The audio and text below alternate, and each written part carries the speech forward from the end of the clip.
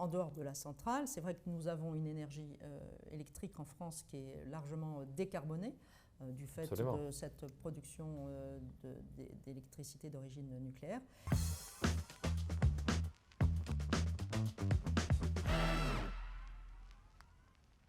Aujourd'hui, j'ai le plaisir d'accueillir dans le studio Claire Linière-Counat, qui est ambassadrice de France au Luxembourg depuis 2021. Merci de prendre le temps de nous rendre visite. Merci à vous. Alors, on va peut-être commencer par regarder la présence française au Luxembourg. Est-ce que vous pouvez nous donner quelques chiffres? Oui, bien sûr, et merci de cette invitation. Alors la présence française au Luxembourg, elle est assez importante, en tout cas depuis une quinzaine d'années, elle a beaucoup augmenté. D'abord, je voudrais dire que la France et le Luxembourg, ce sont des voisins de très longue date, donc des pays voisins, des pays amis aussi de longue date également, et qui ont beaucoup de relations. Il se trouve que sur le plan des liens humains, nous avons non seulement une communauté française résidente en croissance, en augmentation importante, qui atteint presque 60 000 personnes aujourd'hui, en comptant évidemment ceux qui ont la double nationalité. Et puis nous avons, vous le savez bien, tous les jours un certain nombre de Français qui viennent travailler au Luxembourg, qui viennent de la Lorraine voisine pour l'essentiel, et leur nombre atteint un peu plus que 123 000 personnes aujourd'hui. Donc c'est considérable, et ces personnes représentent le quart de la population active au Luxembourg. Nous avons aussi une présence économique puisqu'il y a un grand nombre d'entreprises, il y a plus de 1300 entreprises françaises installées au Luxembourg qui emploient 40 000 personnes environ et qui sont donc parmi, dans certains cas, les plus gros employeurs du pays. Alors, notamment une banque, BGL, BNP Paribas, mais aussi Sodexo et Auchan, si on prend les 30 premiers employeurs privés du pays. Oui, c'est vrai que les chiffres sont énormes, puisque 60 000 pour une population de 640 000, je pense aujourd'hui, c'est quasiment 10% de la population qui est dotée de la nationalité française, en tout cas des résidents. Et effectivement, vous l'avez dit, au niveau de l'impact économique, c'est absolument considérable. Donc, au niveau de votre rôle et de votre mission, si vous nous citez un peu vos principaux objectifs actuellement. Alors, mon rôle, il est comme celui de la plupart des ambassadeurs ici accrédités au Luxembourg ou des ambassadeurs de France dans d'autres pays. C'est évidemment d'être le représentant de la France ici et de conduire cette relation bilatérale et essayer de développer évidemment nos relations dans tous les domaines. Donc, c'est un rôle qui est assez varié. D'abord, je suis aussi, bien sûr, comme je vous le disais, attachée à développer les relations politiques, c'est évident puisqu'elles sont déjà anciennes et je dois dire que ça se passe bien. Les nouvelles autorités du pays, le nouveau Premier ministre Luc Frieden et le nouveau ministre des Affaires étrangères européennes Xavier Bettel se sont déplacés très rapidement à Paris pour leur premier déplacement après leur prise de fonction, donc en novembre et décembre dernier. Nous sommes des pays fondateurs, tous deux de l'Union européenne, de la Communauté européenne puis de l'Union européenne. On est très engagés pour bâtir cette Europe souveraine que nous appelons de nos voeux. Nous sommes très engagés dans le soutien à l'Ukraine, ensemble, sous des formes différentes, bien sûr. Et d'ailleurs, je crois qu'on en reparlera puisque nous sommes à la veille du 3e anniversaire de l'agression russe en Ukraine. Deuxième. On rentre dans la 3e année. Pardon. Deuxième anniversaire, si vous voulez, on rentre dans la 3e année. Et puis, nous sommes aussi présents sur tous les sujets européens, mais pas seulement européens. Hein, nous sommes aussi attachés aux négociations climatiques, dans les instances internationales, dans les COP, etc. Donc, nous sommes très proches. Ça, c'est le volet politique. On a aussi un volet culturel important, qui sera peut-être un petit peu plus visible encore cette année. D'ailleurs, il y a des échanges qui sont là, très riches, très denses, vous les connaissez. Mais cette année, on fête le 70e anniversaire de l'accord culturel franco-luxembourgeois qui date de 1954. Et ça donnera l'occasion d'avoir des manifestations un petit peu peut-être plus importantes. Nous avons aussi dans ce volet culturel au sens large une coopération en fait en matière universitaire. La France est le 3e pays d'accueil des étudiants luxembourgeois. Dans le domaine de la recherche aussi, beaucoup de partenariats de recherche. Nous avons également maintenant cette année, alors que nous allons accueillir les Jeux olympiques et paralympiques à Paris, nous avons aussi une collaboration dans le domaine sportif avec le ministère du Sport et le comité olympique et sportif luxembourgeois. Je dis juste à tous ceux qui nous écouteront ou qui nous écoutent que nous aurons aussi une petite programmation grand public avec des spectacles liés au sport et puis des conférences sur le sport, sport santé mentale, sport géopolitique, etc. Et avant l'ouverture des JO, le 26 juillet, et le passage de la flamme tout près d'ici, le 27 juin. Alors ça, c'est le volet politique, le volet culturel. Nous avons aussi le volet économique, bien sûr. On en parlera peut-être plus tard. Mais nous avons surtout aussi le volet transfrontalier. Je voudrais en dire quelques mots. Bien sûr. Parce que nous avons une instance qui s'appelle la Commission intergouvernementale, qui est une commission bilatérale qui se réunit depuis 2010 et qui, depuis 2018, s'efforce de renforcer cette coopération transfrontalière qui est déjà là avec tous ces liens humains sur la base de deux principes, le cofinancement et le co-développement.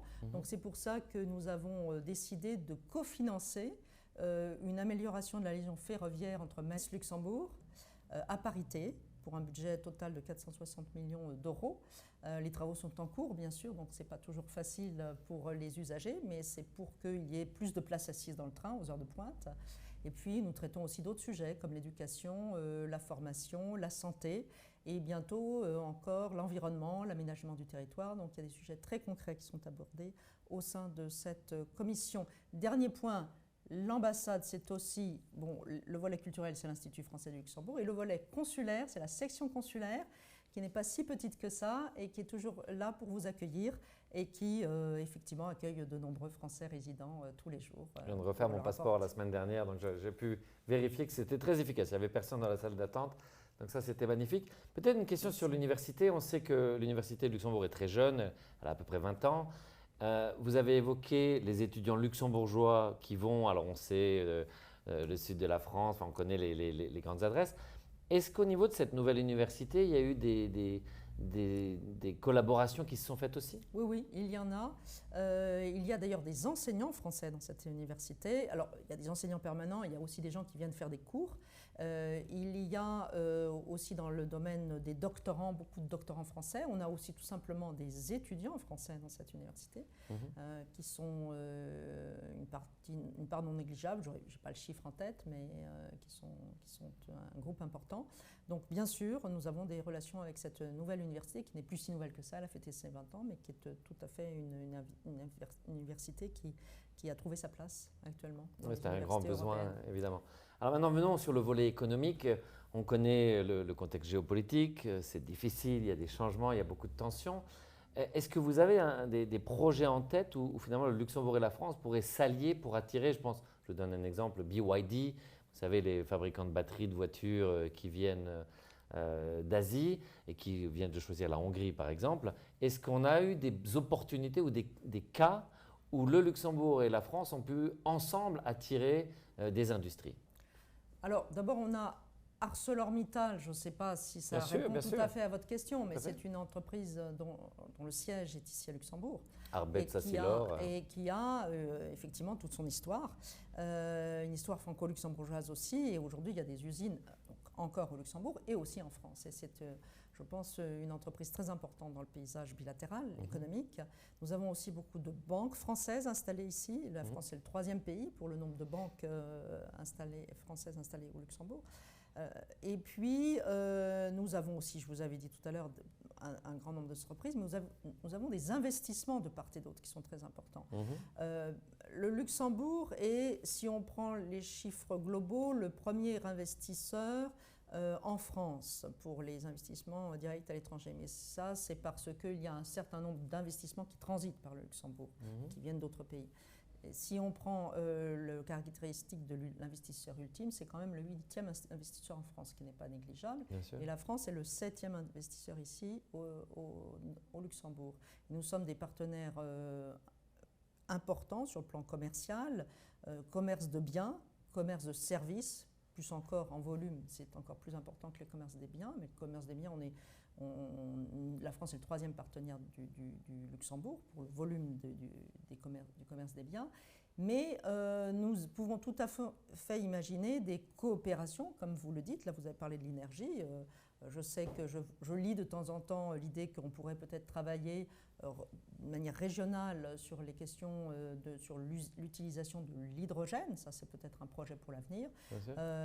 Nous avons de toute façon beaucoup d'échanges qui ne sont pas forcément répertoriés ou dans la presse tous les jours, mais beaucoup d'échanges entre nos entreprises, et on peut imaginer d'aller plus loin, et c'est évidemment notre volonté. Alors peut-être une dernière question, vous parlez d'énergie.